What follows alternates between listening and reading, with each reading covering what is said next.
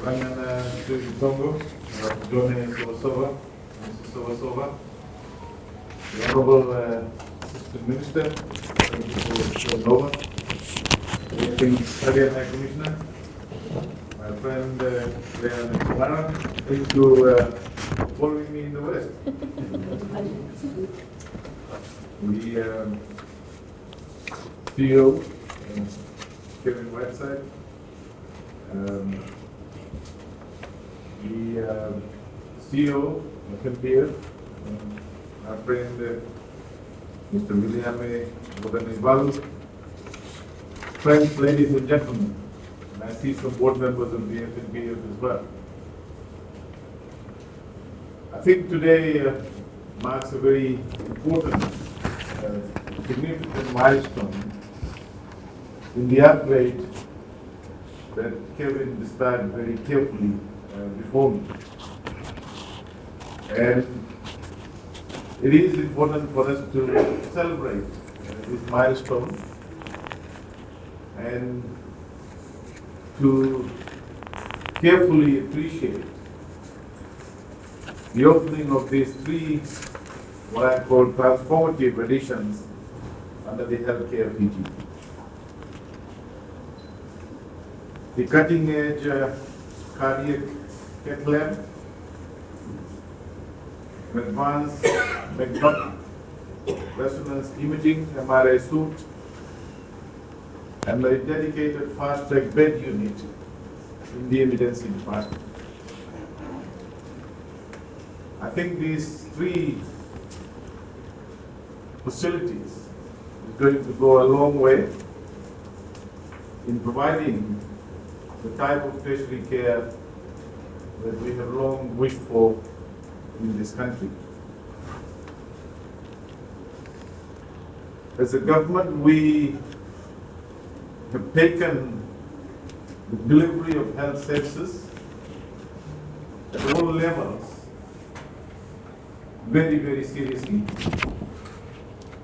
And we recognize the deficit, the huge backlog, not only health infrastructure, but also in the delivery of health services in this country.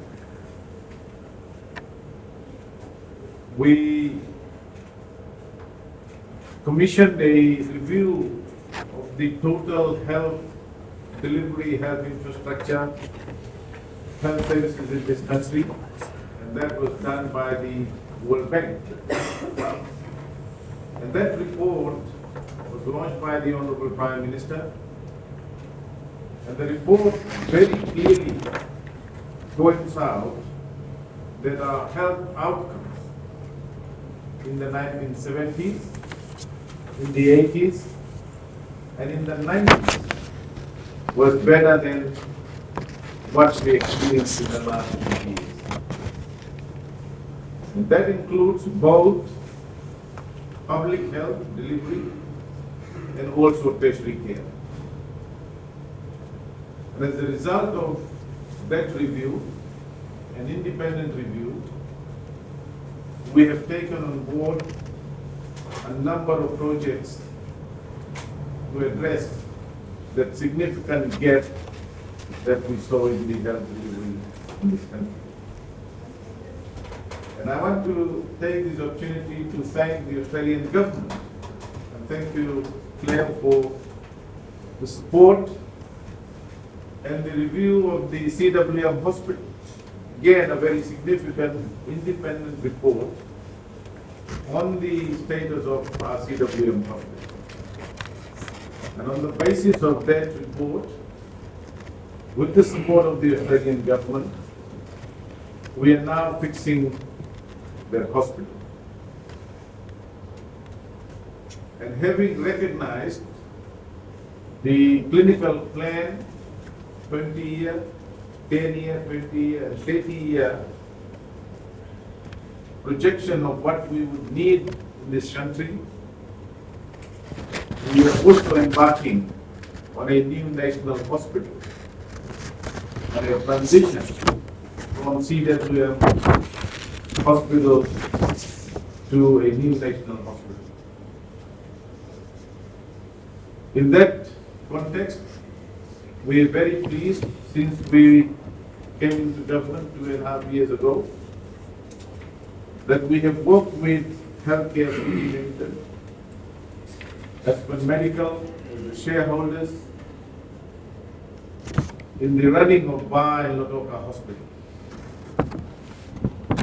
Again, I want to thank the Australian government for being part of the negotiations, the discussions that we are having to ensure that both Bar and Lautoka Hospital and the idea of public-private partnership succeeds and that we are able to provide cost-effective, efficient, high-tech, timely health service delivery at all levels in this country.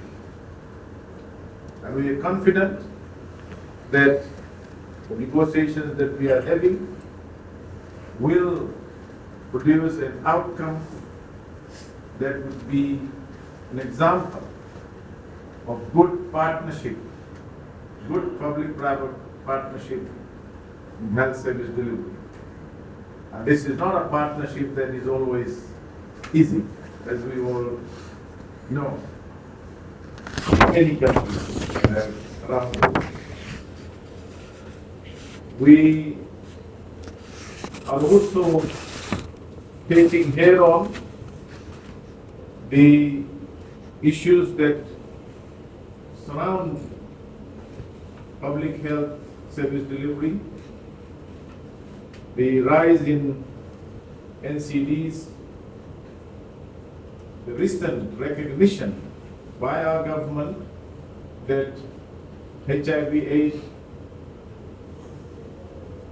is on the rise in a significant way, and we have seen deaths already as a result of it.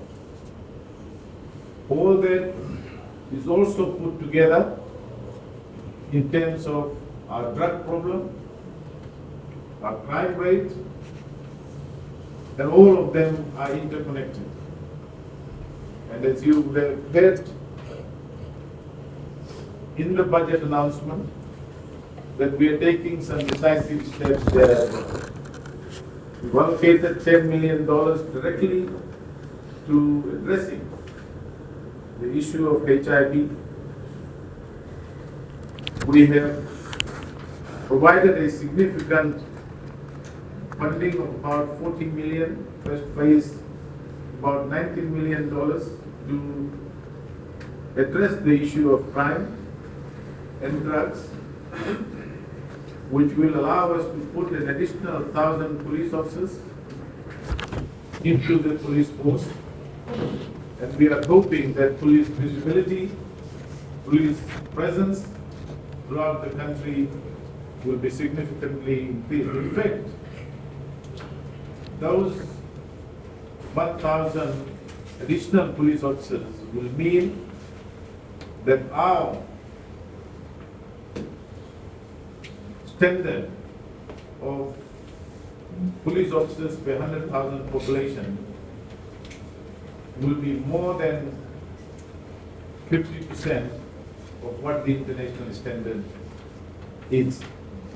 And we are hoping that by addressing the issue of drug, and as announced in the budget, we are taking some decisive steps with the help of Australia and New Zealand in securing our borders, making sure that drug is not smuggled in this country, but also making sure that we address the issue of drug use already in the country through drug rehabilitation programs, education, and supporting our law enforcement, our border enforcement agencies to work collaboratively to address the fundamental problem that we now have in this country.